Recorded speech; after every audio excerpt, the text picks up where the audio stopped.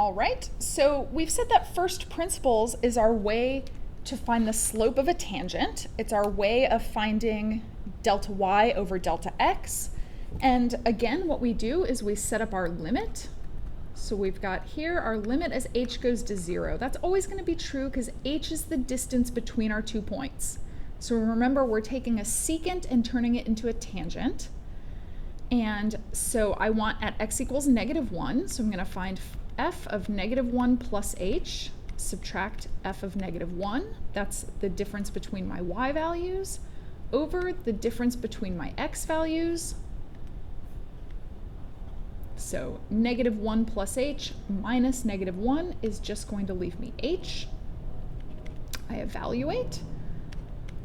So h goes to 0.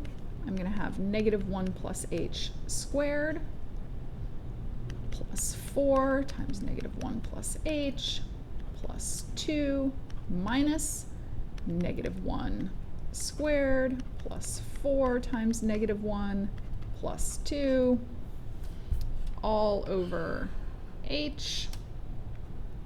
I know that I'm going to have to simplify.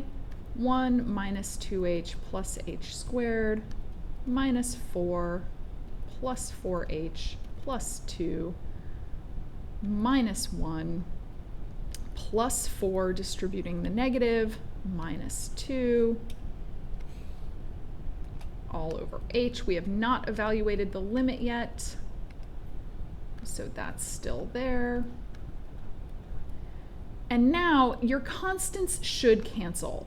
So if your constants don't cancel, then something has gone wrong along the way. So my -4 cancels with the +4, +2, -2, and now I can simplify with h's as well. So I'm going to end up with the limit as h goes to 0. Well, that's going to be 2h over h is just going to be 2. And now h squared over h is plus h, and I end up with just 2. When I want to verify with my GDC, I can either do it this way or by looking at my table. Another way to do it is I'm going to come in and I'm going to clear all this out and put in my function. So my function was x squared plus 4x plus 2. And now I'm going to zoom to a standard window. And here's my parabola. So I want the slope of the tangent here. So I got +2, so a positive value makes sense because that tangent's going to have a positive slope. I can come in and say calc dy dx and type in my calculate derivative at a point. I can type in -1 for my x value.